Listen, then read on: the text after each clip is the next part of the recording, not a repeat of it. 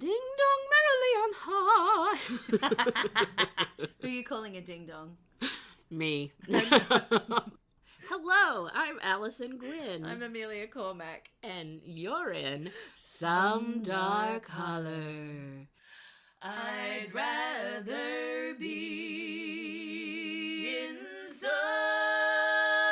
dark holler where the sun refused to shine than for you to be another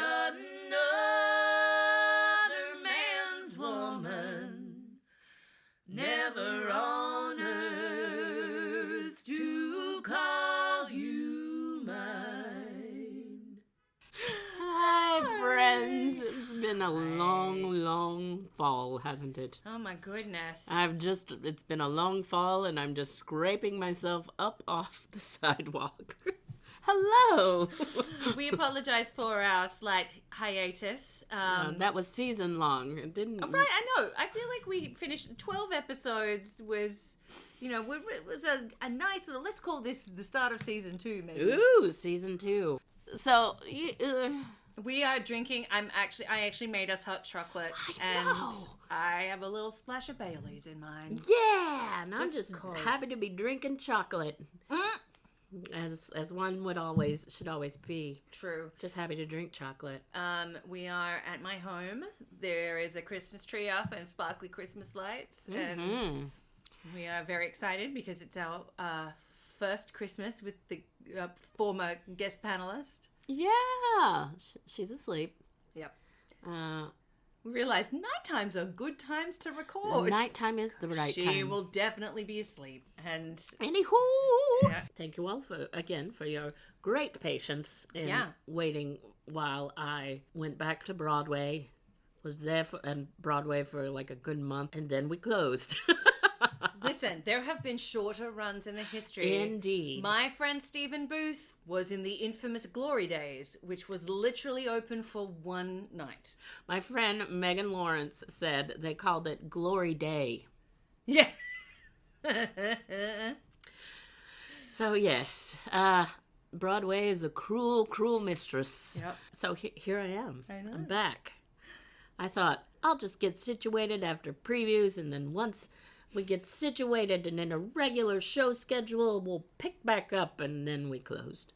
And then my body started rejecting my life.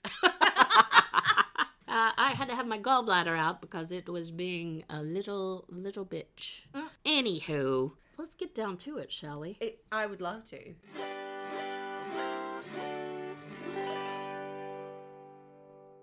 So, this story has all the elements of a folk horror movie.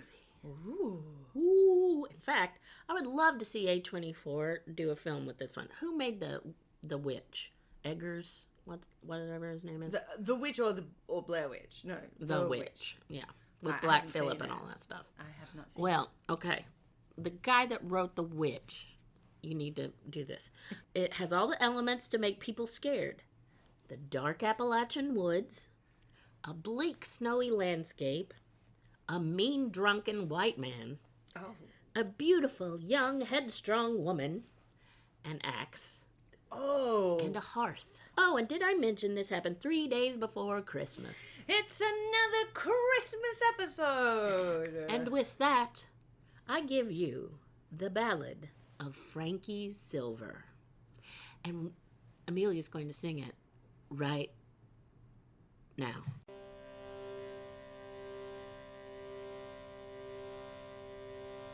This dreadful, dark, and dismal day has swept my glories all away. My sun goes down, my days are past, and I must leave this world at last. Oh Lord, what will become of me? I am condemned, you all now see. To heaven or hell my soul must fly, all in a moment Judge Daniel has my sentence passed. Those prison walls I leave at last. Nothing to cheer my drooping head until I'm numbered with the dead. But oh, that dreadful judge I fear, shall I that awful sentence hear? Depart, ye cursed, down to hell, and forever there to dwell. I know that frightful ghosts I see, gnawing their flesh in misery, and then and there attended be for murder in the first degree. There shall I meet that mournful face, whose blood I spilled upon this place. With flaming eyes to me he'll say, why did you take my life away? His feeble hands fell gently down, his chattering tongue soon lost its sound. To see his soul and body part, it strikes with terror to my heart. I took his blooming days away, left him no time to go to pray. And if his sins fall on his head, must I not bear them in his stead? The jealous thought that first gave strife to make me take my husband's life. For months and days I spent my time thinking how to commit this crime. And on a dark and doleful night, I put his body out of sight. With flames I tried him to consume, but time would not admit it done.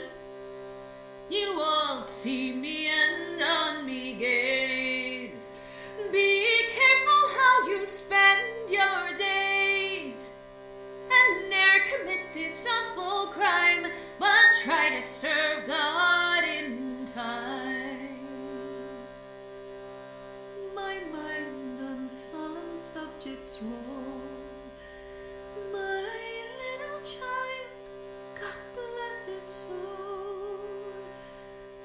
All you that are of Adam's race, let not my faults this child disgrace. Farewell, good people, you all now see what my bad conduct's brought on me.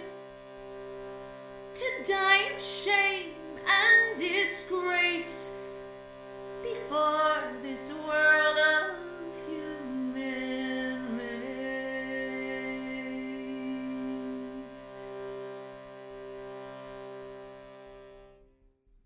That was beautiful. Thanks, friends. This episode starts once again in North Carolina. yeah, Western North Carolina to be exact. Oh. Near the Tow River in Mitchell and Yancey counties in the 1800s again. Very close to my hometown of Irwin, Tennessee. The Tow River, in fact, becomes the Nolichucky River once it hits Tennessee state line, and the Nolichucky ran right beside my hometown. Oh, wow. I went whitewater rafting in the Nolichucky as a Girl Scout. Oh. The Nolichucky is, it's very infamous for this one specific place called the Devil's Looking Glass. Oh, my God. And it's this like bald patch of mountain, and some people said that you could see the devil's face in it if you look at it, or some people said that people die when they try to climb it, and they plunge into the river below, and yeah. So the Nolichucky, when someone says that to me, I automatically think Devil's Looking Glass, people dying. So, spooky. Now, the town is now called, where this takes place, is now called Kona, North Carolina. The grouping of dwellings was set on a mountain and hillsides and no valleys to speak of. So it was all like rugged territory. Yeah. And dense forest. The lush, dense forest makes for a hard scrabble people that can survive in the harshest that nature has to give them. And these are the people we're talking about. Frances Stewart was born to her parents, Isaiah and Barbara Stewart. Also in the South, they like to give women nicknames.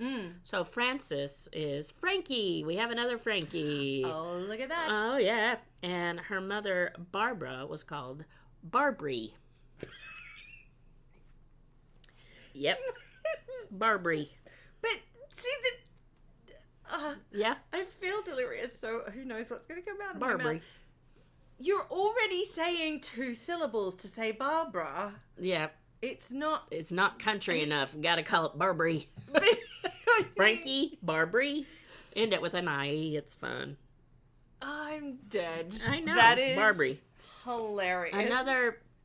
Another murder ballad is a child's ballad is probably one of the most famous, and it's called Barbara Allen. Yes, I know Barbara Allen. But it's called Barbary Allen, where we come from. Barbary Allen. Yep, Barbary Allen. Barbara Allen. Barbary Allen. Yep. The Stewarts were poor and lived about a mile away from the Silver family in Kona.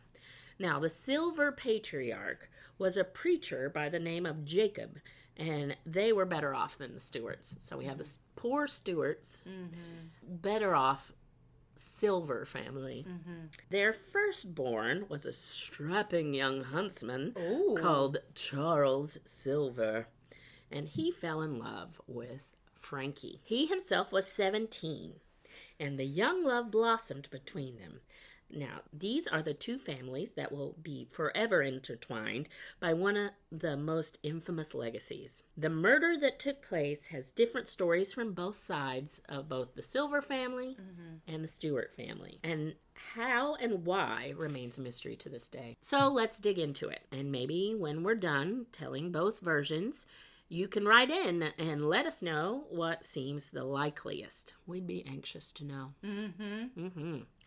So now we're going to start with the version of the story that's the most fantastical and frankly the most ghost story ghastly and fun. Amazing. This version of the story has been collected and told by a guy named Bobby McMillon, and he is a storyteller and a member of the Silver family, claiming to be Charlie Silver's the 3rd cousin.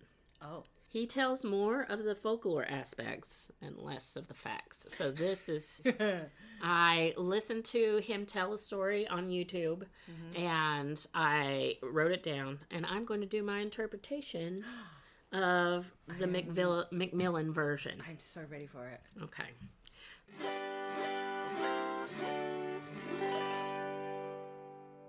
Charles Silver, when he was about 18, he married a girl named Stewart, and her name was Frances Stewart, but the mountain people would call a girl named Frances Frankie.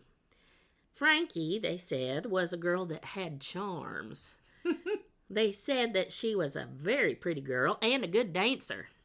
Her folks, though, were real poor. They didn't have much. They lived in a little shack of a cabin about a mile down the river below the Silvers. They built up a little pole cabin across the ridge behind the mountain where Charlie's brothers and sisters, father and stepmother lived. Just a little one-room cabin that sit over there in the holler. They set up housekeeping there, and about a year later, a baby come along. Charles named the baby Nancy, after a stepmother that raised him. It was long about Christmas time. They said Charlie was preparing to go on a hunting trip with some friends back up on the Tennessee line and was going to be gone for about a week. It was a cold time of year, and the snow was just a-pouring down. And they said that it just a-poured the snow all day long. Charlie cut down an old sourwood tree. He said he chopped it up, and he said that after he split it and he piled it up for the wood that would do Frankie and the baby while he was gone a-trapping. When he come in that evening, they said that... There's a lot of they saids. I'm seeing that. And I'm like, who is they? And I guess that's just legend has it. I will say, just as a side detour, I find myself, when I'm talking about something that I'd read in the parenting books or something that I was meant to be, I'm like, oh, they say that it's supposed to drudge, and he's like, but who says? There's a lot of they in this. Yes, Yeah. so the royal they. Yeah. They said he chopped it up, and he said that after he split it and piled it up for wood, that would do Frankie and the baby while he was gone a trapping. Then he come in that evening, they said, that he had sat down at the table and they ate. Well, according to my granny's uncle, Frankie's father was there too and ate supper with him. When they got done, Charles said, I'm beat. I think I'll lay down. And Frankie looked at him and said, well, I fixed a pallet for you by the fire.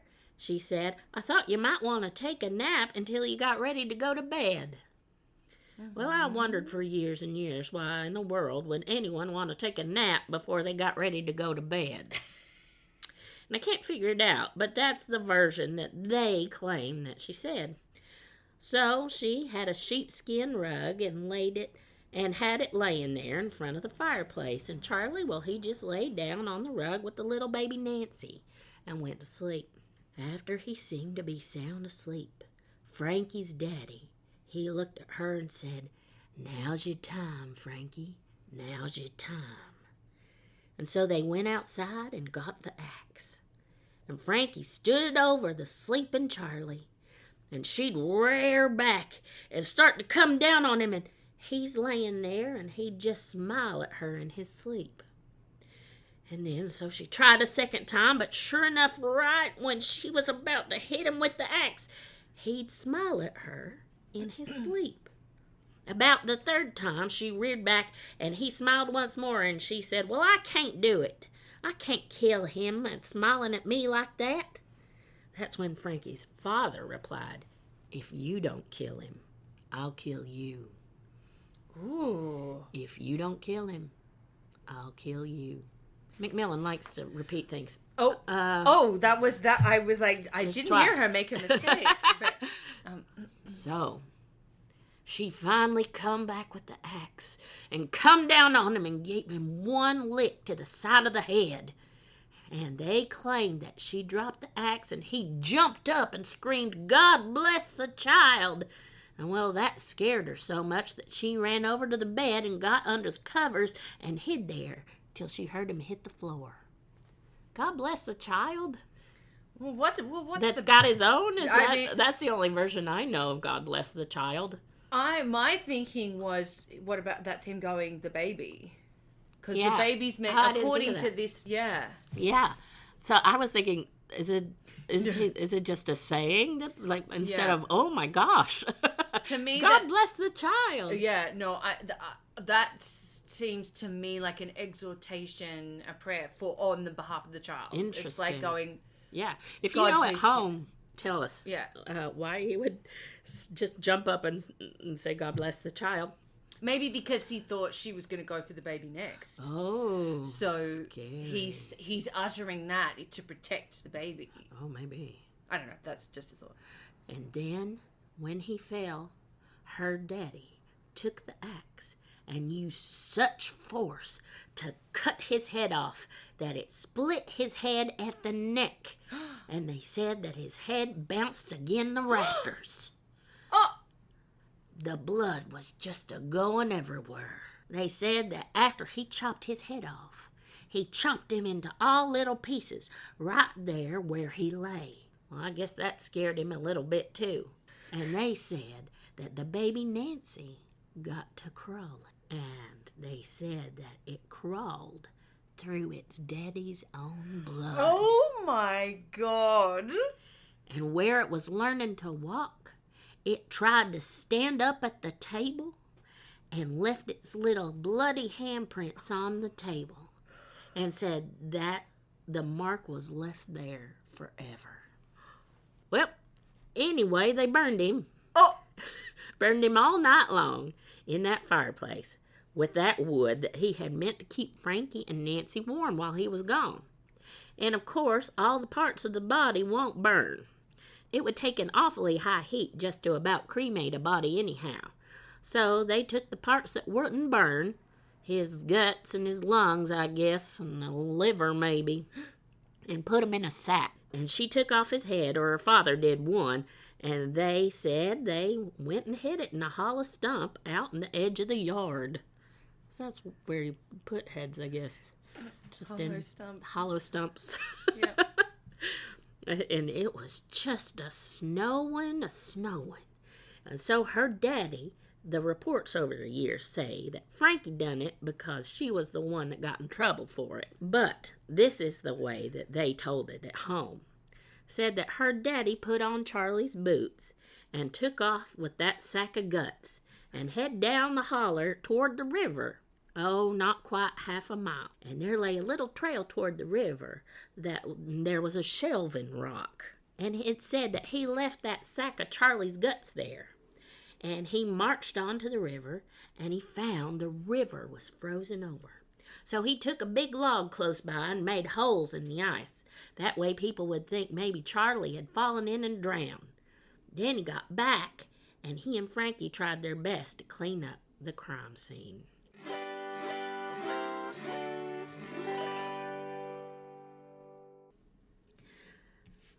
So that's Wow.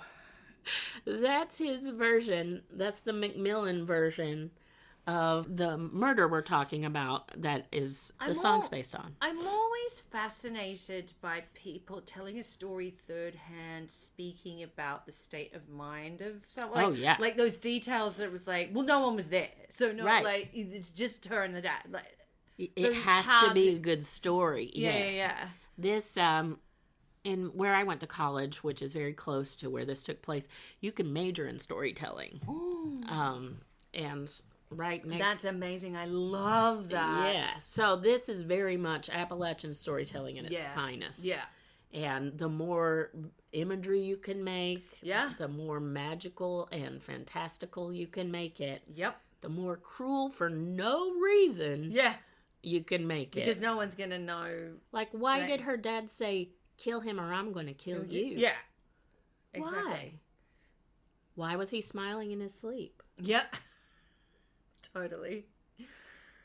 And that the baby thing was highly unnecessary. Oh, very much so. Although Just so fantastical. Yeah. it does make me, it's so fascinating because the whole time I was like, what happened to the baby? Right. What happened to the baby? Right. And then, that's, Yeah. but I just think it's so funny also that she runs and hides under the covers after she hits him one time and just lays there until she hears him hit the floor. yeah. Ooh. Yep. So this is the folklore version of the story that has been passed down, and it's become a ghost story. Yeah. Very close to a horror story. Mm-hmm. McMillon, he goes on to say that Charlie's father then conducts a search party 2 days after Frankie reports that she hasn't seen him. He had went on a hunting trip and hasn't come back. They then hired a man from Mountain City, Tennessee that had what was called a conjure ball to ask the supernatural what had happened to his son because they can't find him. And this thing is kind of like a ball on a string, kind of like I've seen it done where people, when they want to determine the sex of a baby, they will hold it over the stomach with a ring, and if it goes one way, it's a boy, and one way, it's a girl. Well, this is kind of some ball on a string, and they hold it over like something representing the area where they want to search, and the ball will start to sway towards where they can find him. Right. But the ball didn't move. Oh, I was picturing in my head an early version of a magic 8-ball. It kind of but like pendulum version. Yeah. So it's called a conjure ball. But the ball didn't drift one way or the other, indicating that it was broken or that maybe Charlie never left the house. Yeah. Jake Collins, one of Charlie's hunting buddies, got suspicious and noticed that Charlie's dog would run up to the house and bark at it, and then run down the trail to the river, and then come back and bark at the house some more. And so he investigated the cabin with the magistrate, and they saw that the ashes in the hearth looked greasy. Ew, greasy. Yep. That's so gross. Yep. And then they looked under the floorboards and found bloodstains and chips of bone. And then the dog led them to the rest of Charlie's remains. You know, the stump. Yep. The good old stump. Yep. And that they lay hidden in the tree stump and then on the shelving rock. And so they found these several different times. So they buried him in several different graves. Why wouldn't They didn't believe that they should disturb the remains that were already there. So they just made a new grave for this body part. And then a new grave for this body part. Well, yeah, I get... But it's interesting to me So that he you has multiple headstones. Yeah. Yeah. But wouldn't you see how incomplete the body is and maybe hold off? But I guess we're, 1800s, right? Yeah, There's They're like, no the animals got refrigeration. him or something. Yeah. So they were like, this is all we're going to get. And then they'll find more. And then they're like, whoops. Huh. Yeah. Oopsie. Whoops. Okay. So that's kind Oh of my gross. god, this is terrible. I'm like corpse Mr. Potato Man. I know. Mr. Potato Head, sorry. Yes.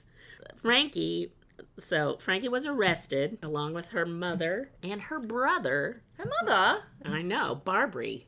What did Barbary have to do with it? And her brother Blackstone. Isn't that a cool name? Oh, yeah. Blackstone. Blackstone had to be like early teens. Blackstone if not Stewart. 12. Oh, yeah, that's a little... So rough. they were arrested for helping her dispose of the body. But since she didn't incriminate them, Frankie didn't. Right. She was the only one that was hanged. Huh. We'll get into that a little bit later. And they said that Frankie's parents wanted her...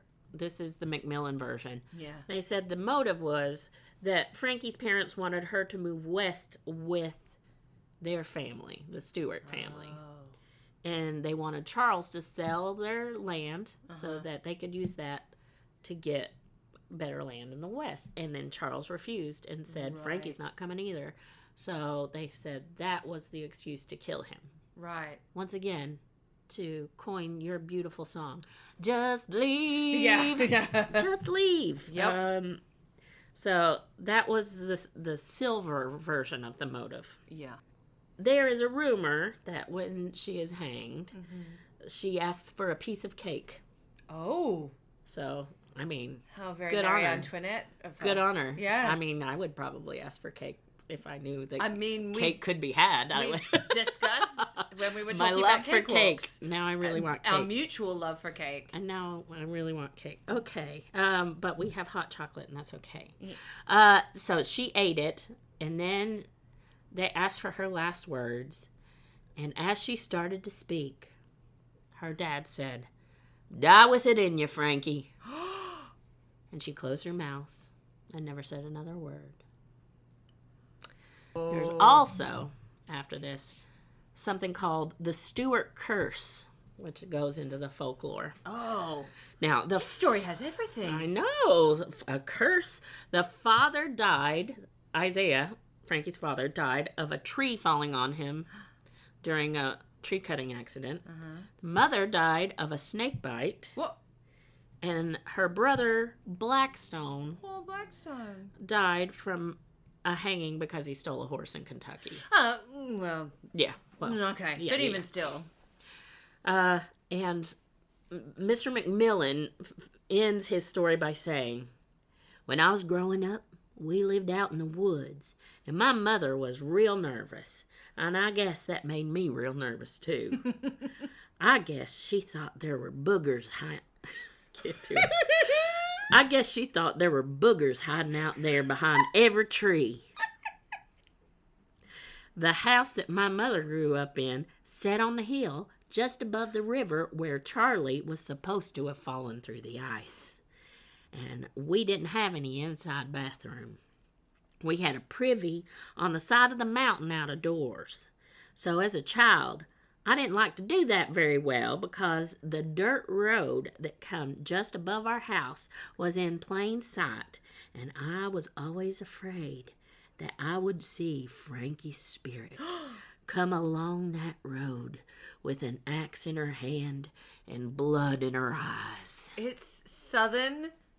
Oh my God, I'm blanking on her name. I can see her face. Not Bloody Mary. Lizzie Borden. Thank you. Yeah. Also, I have to say that as soon as he said boogers hiding behind trees, I just pictured like Boogers stuck to slimy, trees. just like woo, waiting. See, now this is a thing. Boogers. People would say that meaning monsters. Yeah, right. Scary people. I've never heard that. That must, yeah. Well, I mean, the boogeyman. It's the It's. I guess it's the same. Yeah. Like boogie, booger. Yeah. I don't. Yeah. So boogers are out there in the woods. Be careful. Yeah. Someone's wiped them on a tree. And they'll eat you. So we have a curse. We have a ghost. This we is have amazing. Babies crawling through blood. We have heads bouncing off rafters. That image was. We have greasy ashes, which I always thought, well, of course, she is a ghost. They do the hearth thing. It's very witchy. It's very a woman burning something over a fire. Yeah. And it's very, I can see this totally getting into that folklore, scared of women being angry or having any kind of. Well, this is also, we haven't covered a female killer. Right. Frankie. Yeah, well, but the other our first Frankie, the rest have all been male killers. Yeah. So fascinating. Yeah, the greasy ashes is that. That's.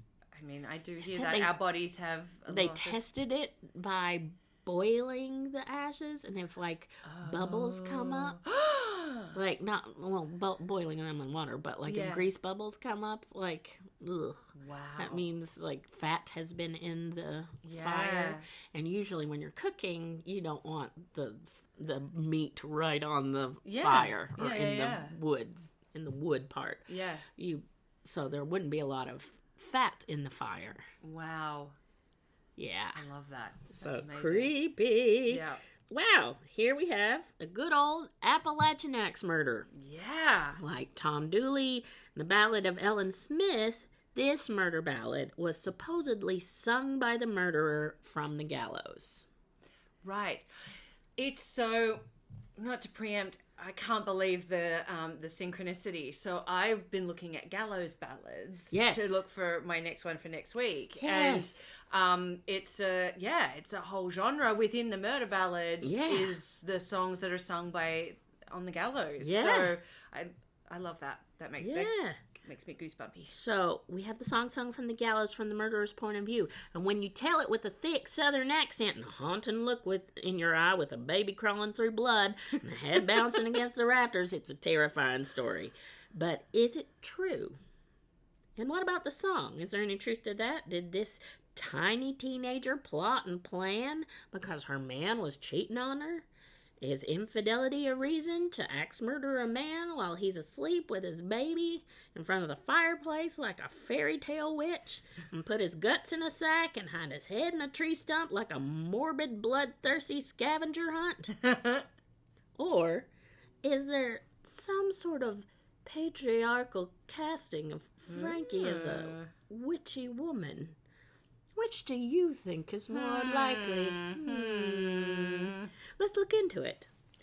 Now, the sources from this episode I will put on the show notes, but there is an amazing podcast that gives us, and she had notes that I read, and it's called Die With It In You, The Legend of Frankie Silver, 1831, from a podcast called The Old Fashioned Murder and Mayhem Podcast by a lady named Mindy Hudson.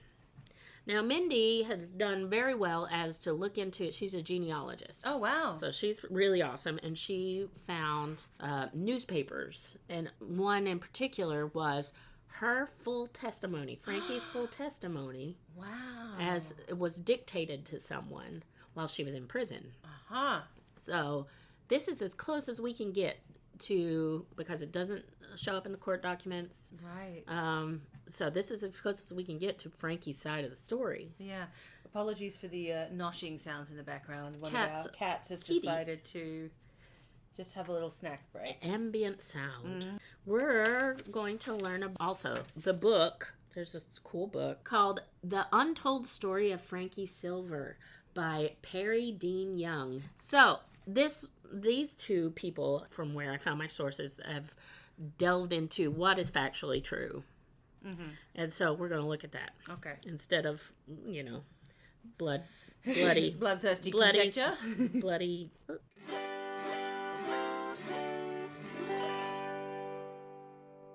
And most of what we're looking at are from this amazing article where Frankie is said to dictate her version of events called, quote, Frankie Silver's Confession, end quote, in a newspaper called the Lenore Topic from North Carolina, March 24th, 1896. Now, this is what we do know. Francis Frankie Stewart met Charles Charlie Silver when he was 17 and Frankie was 15. Francis was described by Charlie's half-brother, Alfred, in a later interview as a mighty likely little woman. She had fair skin, bright eyes, and was counted very pretty. She had charms. I never saw a smarter little woman. She could card and spin 3 yards of cotton a day on a big wheel. And that's all we have. Okay. Charlie was described by his brother in the same article as strong and healthy, good-looking and agreeable. He had lots of friends. Everybody liked him. He was a favorite at all parties, for he could make merry by talking, laughing, and playing musical instruments. I think he was the best fifer that I ever heard. Oh. I know. My goodness. So we have also this correlation with people, the men in these stories being either a good fiddler or a good banjo player or a good fifer or something like that. Tom Dooley was the other example of being liking to party and then liking to play music. And then we have our friend Albert from Frankie and Johnny, because he was a piano player. He was. So he was also a renowned hunter and woodsman. Because he was gone so long on his hunting trips, Frankie was often lonely. They married on October 15th, 1829, and they lived for a while with Charlie's uncle, Green. His first name is Green. Okay. So you have Green Silver. Okay. Just pointing that out. Moving on. Green Silver, doing work for him on Uncle Green's farm.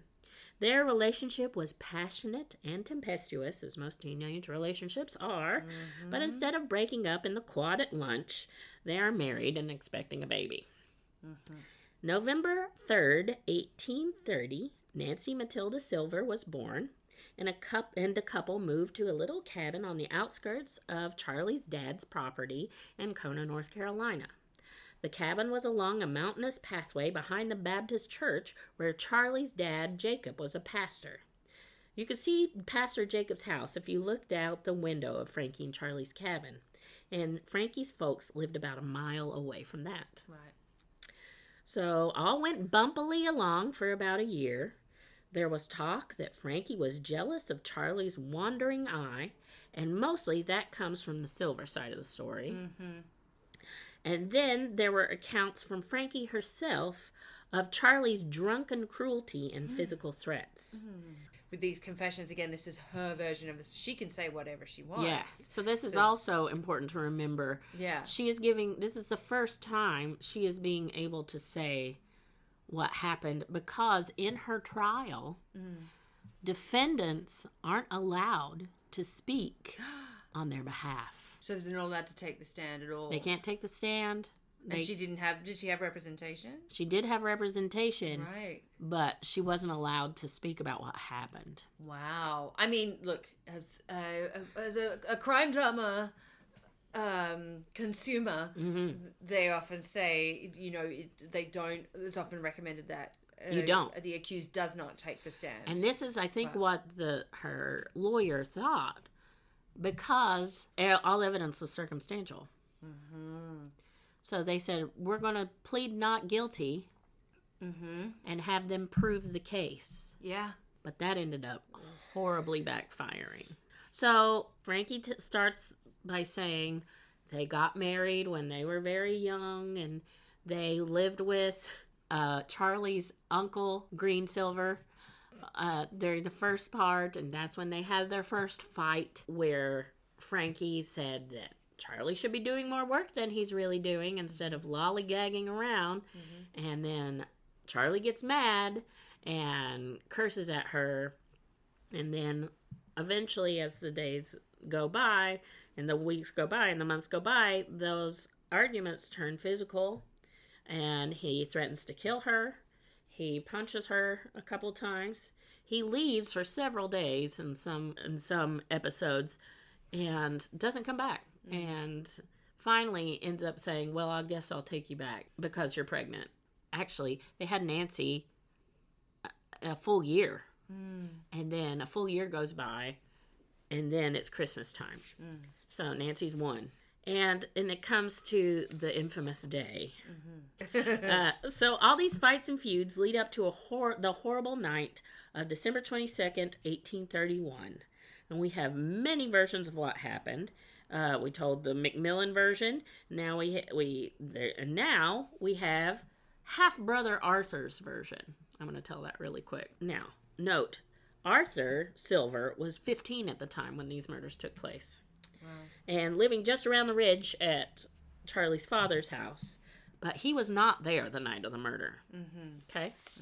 And we have this interview from an interview that he gave later on in life. The ground was all covered with snow, and the river was frozen hard. His wife, contending that he would be off soon in the hunt, urged him to cut enough wood to do all week. He fell in with his axe and cut up the whole hickory tree and shocked it so that it would keep it dry and clean. A lot of wood talk. Being tired and sleepy after the labor of chopping, my brother lay down on the floor, close by the fire, with his little girl in his arms, and he went to sleep. His head rested on an inverted stool for a pillow. That sounds awful. I know, so comfy. Frankie gently took the baby from his breast, put it to bed, picked up the axe from the floor where she had placed it for this purpose, and whacked his head half off at a single blow. She intended to cut it clean off, but miscalculated, and either stood too close or too far back. The first lick did not kill him instantly, for he sprang to his feet and cried, God bless the child. Yeah. The wife fled to the bed by the child and covered herself up till she heard Charles fall, then jumped out and finished the job with a second blow. So we have a lot of similarities between this and the McMillon story. In both versions, she killed him while he was fast asleep, which implies planning.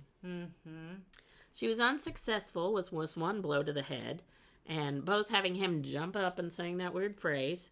Both have her hiding under the covers, but the McMillon version has the addition of the father finishing the job and threatening Frankie before the deed is started. And there's no mention of the bloody carnage in Albert's story that McMillon's story has.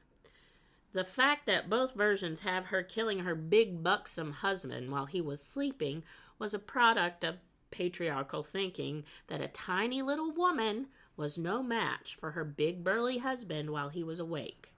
So that was the most likely story according to their reasoning. Our author, Deane Perry, goes on to refute the reasoning, saying, this, of course, does not take into account that the work of women in that time was just as strenuous as anything that men did. When you think about washing, laundry alone, Laundry the effort alone. required to wash clothes in that time. Yeah. And churning butter. Yeah. That incredibly. And, if they have a garden, the upkeep for... Yeah. They had to prepare whatever their husband brought home from hunting, which means she probably knows how to dress an animal. Yep. Yikes. So to say that she's a tiny little woman that's so helpless, I think is purely and especially patriarchal. Especially if she'd grown up poor. Oh yeah, she worked even more so. Yeah. So yeah, nice try. But we have Frankie's story. Frankie's story tells a different story of what happened that night.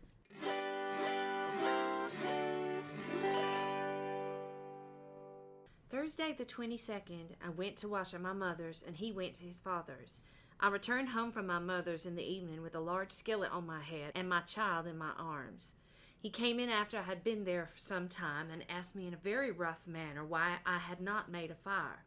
I then asked him why he had not cleaned the chips out of the house left from making a little wagon for his brother. He replied, "Damn you, I left that for you to do. I have you to wait on me, make fires, and everything else." He then told me he had just come from his father's and had fed the cow. Just after dark, when we seated ourselves round the fire, he said to me, "Poor Cass, I reckon she knows her doom by this time. I reckon she's now in hell." Note, Cass was a woman in the, I don't want to say neighborhood, but in the vicinity that was tried for murder. Well, we don't know her story, but he's referring to someone else. I then asked what better would become of him if he was to die in the fix he was in. He replied he would as soon be in hell as in any other place. He then said, "Frankie, do you want to do any better?" I told him I could not help while I was aggravated to commit so much sin. He then jumped and struck me with his fist, and then pitched at the axe that lay on the floor, and drew it on me as if he intended to strike me, swearing that one or the other must die before day. Then laid down the axe and pitched at the gun, and then said, "Damn you, I will shoot you." And he carelessly threw the shot pouch over his shoulder and then poured the powder into the gun. And then, while hunting a bullet in the shot pouch, I discovered his eyes was off of me, and I immediately pitched at the axe, got a hold of it, and struck him one blow with the pole of the axe. And he fell, and as he struck the floor, I struck him one more blow, which was all I struck him. I then threw down the axe, and for a few moments was insensible to everything, after which I discovered him struggling and blood running. I could hear him breathe long sighs, gasps. I do not know how long I lay in bed. I think an hour or more. I then thought I must get him out of the way somehow, or be hung, and then studied on what to do, knowing that no one saw it. Nothing I could say would do me any good. I thought the ground being frozen so that I could not but put him in the ground. I thought if only I could call back the lick, I would give 10,000 worlds. Dang. Yeah. So Sorry, Dad wasn't there. Well done, friend. So Dad wasn't there, and she had not planned it. And what, out of anything other than pleading not guilty, maybe self-defense. Yeah. Would be good here. Yeah. Because clearly she was. Much like our other Frankie. But, again, as you said, with the circumstantial evidence, I mean, how do you prove it? I know, you can't. All you have is her word. Yeah. So, you can believe what you want. To me, it has a ring of truth in it because she's not embellishing. Yeah. She's not making him out to be this crazed monster. He is horrible, but it's not fanciful, if that makes sense. But I have a tendency to want to believe the best in people. So. Me too. But what's easier to believe? That she did it in self-defense, and yeah, it doesn't make any sense if you're going to kill somebody that you do it with an axe. Yeah. And not poison his food. Why? Well, isn't that, I mean, poisonings tend to be female killers tend to poison more than anything else. And it would probably be a lot less messy. Yeah. Also, it just, she goes into such detail before this because she goes episode by a violent episode of him threatening to kill her, of him being irrational, of him cursing at her, of him saying that he doesn't want to be with her anymore. All of this. And it's leading up to this point. So, to me, it seems like self-defense is the motive. Yeah.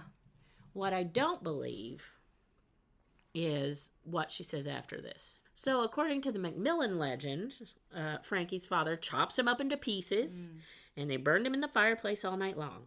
Then they took parts of him that didn't burn and put it in a sack, and the father took it to the shelving rock in the river and punched holes in the frozen river to make it look like Charlie fell in. Then they cleaned the cabin as best they could, And then days later, the barking dog and then they found the greasy ashes and the blood stains. I just had a thought. I had a question. So did they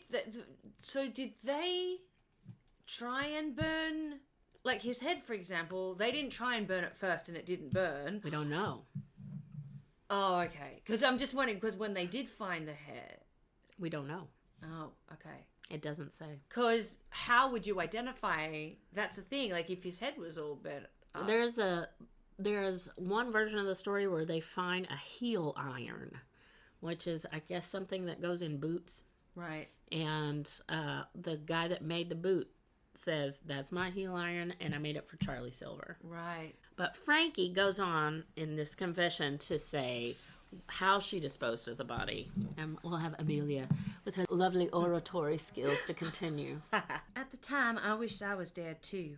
But knowing I must do something with him, I just rolled him into the fire, whole as he was, without touching him with any edgy tool, and did not cut him in any way at all. The fire was small, with a good deal of ashes on the hearth. I picked up nearly 20 or more boards, with which I think was several big bushel of hickory chips that lay all around the house where he had cut wood. I pulled nothing off of him at all. His hat was not on, but I threw it in and burned it up. He burned the whole night and burnt entirely up, with the exception of a few specks which were found by others afterwards. But I took no part of it out, only some small pieces of bones. I washed all the blood off of the floor in the night. I then, soon as day came up, washed my things as I had before. This is what is written, but it's just the syntax is a little strange. Yes. I then, soon as day came up, washed my things as I had before was to do. Yes. So make of that what you will. Of what you will, and you did well. Thanks. Things aren't adding up, and Frankie's telling of the disposal of the body. She said she just rolled him into the fire. Yeah. And that she didn't dismember him, and that he burned completely, with an exception of a few specks. So I'm remembering what you told me what her father said when she apparently said when she was on the gallows, which was take it with you, right? Yeah, let it die in you. Let it die in you. So I think my theory is she's covering up for her father because no one else.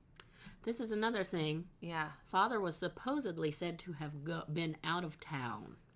Oh. Okay. I think she's covering for her dad because she I doesn't think mention she's him covering at all. for her family. Yeah. If not her father, her family. Because they all got off, right? Because she Yeah. took the fall in exchange for that. So, you have burned completely with the exception of a few specks this body, and now we have watched, I'm sure you and me have watched enough true crime documentaries, one being Chimp Crazy that I watched. And during that wild romp, I learned that a normal fire will not burn a corpse to tiny bone fragments. So the likelihood of him burning up in the fireplace whole when he was whole body is very unlikely. Well, how would you bend it enough to fit it in that fireplace anyway? And she said, she didn't say anything in this confession. She says nothing about hiding his head, nothing about the sack of guts, nothing about making holes in the river. She doesn't say anything about that. Yep. She just said she burned him up. Yep. And left a few specks behind. And then she cleaned up. But she had to have known what the conjecture was, right? Maybe she just conveniently didn't say it, left it out. Yeah. Except for a few specks is his head and his guts. And Yeah. yeah. So, our good buddy AI, as I looked it up, says, a typical fireplace may not reach the high temperatures needed to fully incinerate a body, leaving behind significant charred remains, including bone. I don't want to get into what kind of list I'm on right now. Asking That AI. how if a body will burn completely in a fireplace. But I'm on it now, I guess. I guess it could happen, but it's very unlikely. Mm-hmm. If I were to speculate, there's a high likelihood that she was scared. She did this thing. She saw he was dead, and she went to her family for help to dispose of the body. And not wanting to implicate them, she said she acted by herself. Yep. Now, we know that some people thought the same because Frankie was finally arrested on January 9th, 1832. She's arrested with her mother, Barbary, and her teenage brother, Blackstone. However, a hearing was held January 17th, 1832, and unable to find any sufficient evidence of their involvement, their charges were dropped, and only Frankie remained in custody. Frankie was indicted for Charlie's death on March 17th, 1832. So here's the big thing about the trial. Had Frankie been able to claim self-defense, she might have had a chance. But because she wasn't allowed to testify and all the evidence was circumstantial, her lawyer thought it was best to plead not guilty and make the state prove her guilt. Big mistake. Big. Huge. Pretty Woman moment. Because at this time, we have the court of public opinion. And the rumor mill was running, baby. Not only because Frankie axe murdered her husband, but the manner in which she disposed of him was so barbaric and bloody, and she was so meek and young and small, and it was sensational to say the least. And she was guilty by public opinion way before the actual verdict was heard. She was found guilty, and they sentenced her to hang in July 1832. Her lawyer immediately asked for an appeal, which was granted, so that's good. But the North Carolina Supreme Court rejects the appeal and upholds the hanging. This was when the petition started. Oh, wow. I know. And the actual self-defense was used as a reason behind murdering her husband. Women of the town, go women, started to believe her and started this petition. And in one, 7 of the 12 jurors that found her guilty beforehand signed the petition to have the governor have her hanging overturned. Wow. So That's amazing. 7 of the 12 jurors that called her guilty said, oh, we didn't know all this. Yeah, she shouldn't be hanged. But the governor ignores these pleas. And it seems that Frankie had no other choice but to escape. So, yep, she escaped. The men in her family helped her escape May 18th, 1833. They cut her hair and dressed her in boys' clothes and made her hide in a hay wagon. I guess they got cocky, or she got hay fever or allergies because they were almost to the Tennessee border when she got out of the hay wagon and started walking alongside it. Now, the McMillon version says the sheriff finds a group of men and one boy playing ball. Okay. By the road. And he thought it was weird that the boy was catching it underhanded, like, because he knew that's the way women caught things in their aprons. God. Oh my God. Misogyny. So that was the first thing that, according to McMillon, that said the sheriff was like, okay, red flag. They saw a small boy walking along the hay cart with a group of men, and the story goes that the sheriff called the boy Frankie right away, and she answered with a low voice, "You must be mistaken, sir. My name is Tommy." This one says she has a low voice.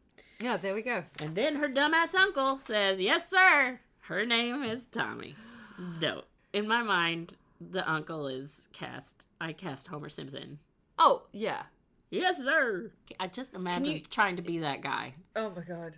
I'm just imagining the look they must have all given him. How do you live that down? Well, you killed Frankie. Well, you don't. That's yeah. You killed Frankie. Good job, Uncle Green. Oh my God. I'm just casting it as Uncle Green. So her father and her uncle and an unidentified man was jailed for a brief time for helping her. Unidentified man. Interesting. Frankie was hanged on July 12th, 1833 in Morganton, North Carolina from an oak tree in John Dickinson's front yard. Can you imagine? Like, there's a knock on the door.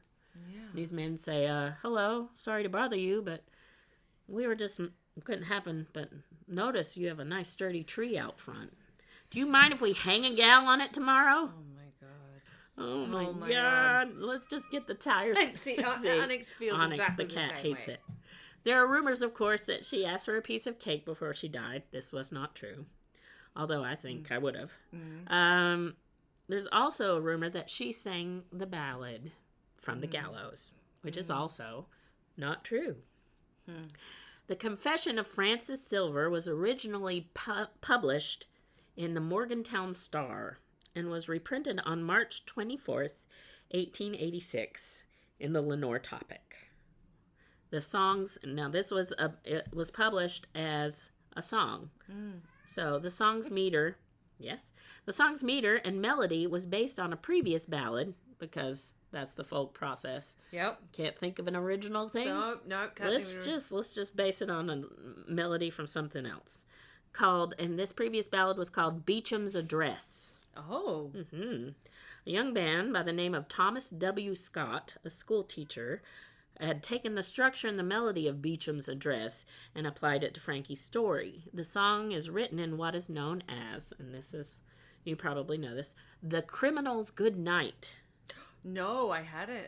I haven't started. It is called The Criminal's Good Night. Wow. And this is a narrative song that teaches a moral story, not to do as the criminal has done, or hell awaits you. Yep.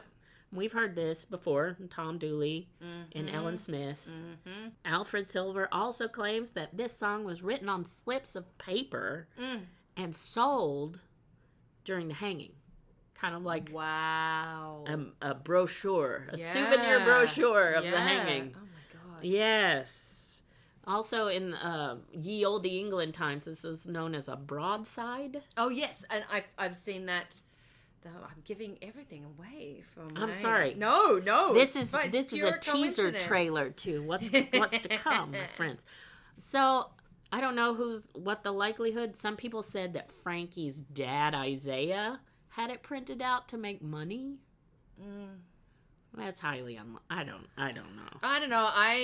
From what you told me of that, what he said at the gallows, which I know, who knows if it's actually true, but and just the fact that she doesn't mention anyone, I have not good feelings about the dad, though.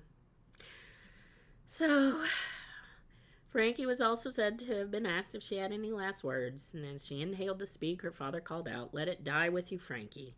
She never said another word, leaving us all to wonder why she did it in the first place.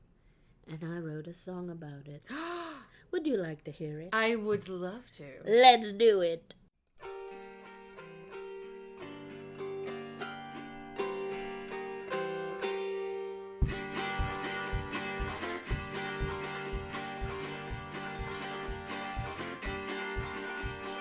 No one knows what lurks inside the depths of a young girl's heart. I hardly even know my own if I know how to start. Like Frankie, when I think of you and how you came apart. Back then you were supposed to stay with whom you made a vow. Love and honor not betray, but look what's happened now. He beat you black and blue, well gal, you must survive somehow. Let it die with you, Frankie, let it die with you, gal. Let it die with you, Frankie, it won't make no difference now. Let it die with you, Frankie, it won't matter anyhow. Now love makes us believe in fairy tales and a handsome prince. But no one told you there'd be drunken nights and violence. Those other women and busted lips must have their consequence. Maybe you were hurt and jealous, the rage had made you blind. Maybe you gave him one more chance, you were the forgiving kind. That snowy night, we don't know what passed through your frightened mind. Let it die with you, Frankie, let it die with you, gal. Let it die with you, Frankie, it won't matter anyhow. Let it die with you, Frankie, it won't make no difference now. All we know is that pools of blood were found beneath the floor. You chopped him up and burned him, but Frankie, what the hell for? Well, if he tried to hurt you, then he won't do that no more. Why do women think that we can change this evil curse? That we can change these boogers if we love them till we converse? Gal, you found out the hard way, they just changed from bad to worse. Let it die with you, Frankie, let it die with you, gal. Let it die with you, Frankie, it won't matter anyhow. Let it die with you, Frankie, it won't matter anyhow. Maybe someone helped you out to hide your evil deed. Maybe people finally came to aid when you were in need. But Frankie, we will never know your silence kept them free. Some have called you devilish and called for you to die.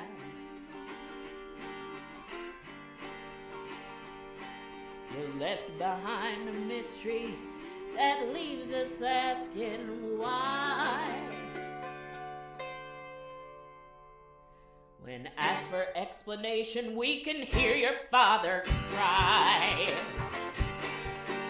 Let it die with you, Frankie, let it die with you, gal. Let it die with you, Frankie, it won't matter anyhow. Let it die with you, Frankie, it won't make no difference now.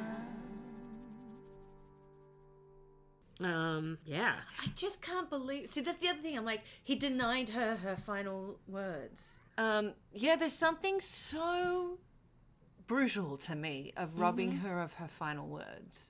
And yeah. And it just, I think that's probably why this was so interesting to me when I first heard about it. Because she was like the first Frankie that we talked about, such a victim of circumstance. And so unfair what happened to her. But I don't know. Who knows what she would have said? The other thing, again, I'm sorry, I know I'm obsessing about this father, but the fact that she obeyed him, the fact that in her final moment she didn't, he must have had such a hold over her. It's also, we helped you. Yeah. Remember that we helped you. Oh, yeah. There's also... You came to us in your time of need, and we helped you. Yeah, that's true. Don't forget that. Or who knows what she was going to say. I know. We don't know. I know. And it's so sad. I really want to know. I know. It's so sorry. I know I hate cold cases myself, but we know she did it. Yeah. We just don't know. All we have is this article that explains a lot. I think she's telling the truth about what happened. She's obviously not telling the truth about how he was just disposed rolling of. him into the fire. I you know, as we know, the rates of the rates of domestic violence always. Oh, and I found this. Speaking of, did you know that if she tried to take him to court, that it is perfectly legal for men to correct their wives back then physically. And it's also where, have you ever heard of the rule of thumb? Yes. At that time, a husband can give moderate chastisement or correction to his wife by using the, quote, rule of thumb that came over from England. A man can use a stick to beat his wife as long as it's not thicker than his thumb. Oh my God. Yeah. That's horrific. So, yeah, odds are stacked against her from all of this perspective. Yeah. It's just so sad. And I can see her family trying to help her. Yeah. But I just wish she would have been able to say what she wanted to say. Totally. Poor Frankie. Poor Frankie. Once again, poor Frankie. Yeah. Maybe not name your kids Frankie. I mean... It might be bad luck. I'm just saying. Yeah. Or, Yeah. Poor Frankie. Wow. Well, thank you so much, Alison. That was so great. I think it was interesting to look at this from a feminist modern woman's perspective. Yeah, absolutely. Because all we're heard is this bloody, awful ghost campfire story. Literally. Yeah. Fire story. Yeah. And you're right, someone needs to make this film. Yeah. Absolutely. Yeah. But I do kind of want Frankie to come back from the dead and haunt her dad, at least. Or somebody. Yeah. Yeah. Somebody. Frankie, come back. Don't haunt me, but haunt somebody that deserves it. I'm sure she probably is. She should be like if witches had patron saints. Law, the guy from Aaron Mankey from Law, I'm sure he could look into if there's any ghosts about that area. That'd be cool. Yeah. Yeah, I would be interested in writing like a comic book about like the ghost of this of a woman that like axe wields and makes vengeance for people that are domestically abused. She's the Dexter of the Appalachians. The Appalachian Dexter. Yep. Frankie.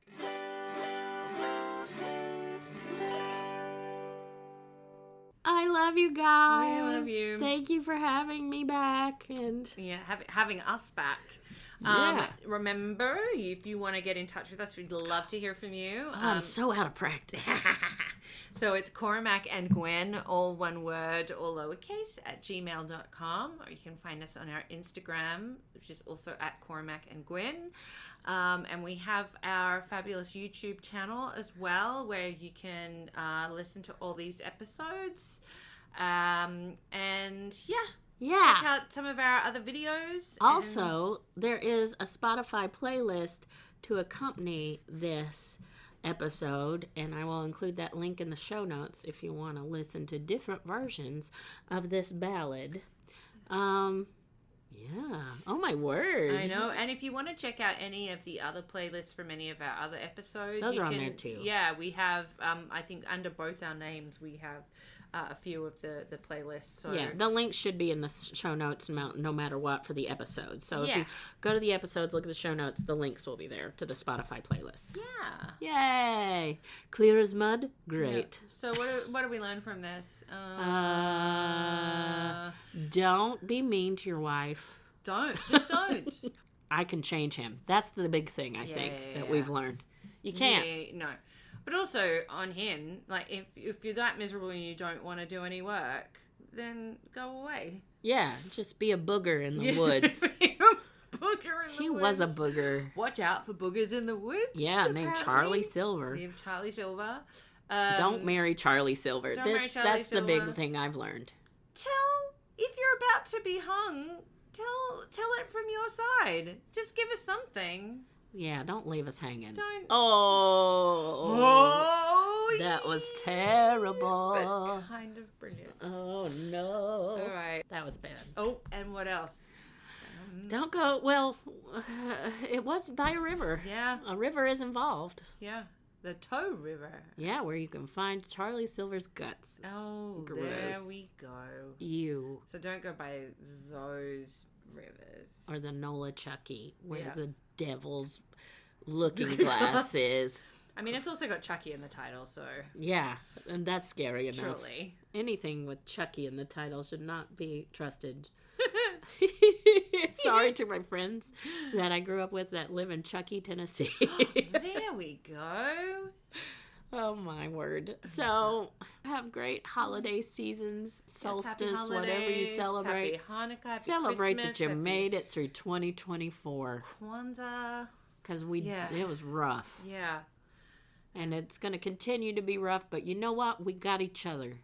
I will put one kind of practical thing here, which has been really helping me. Worry about the things that are within your control, because so much of it is not in our control. Yes.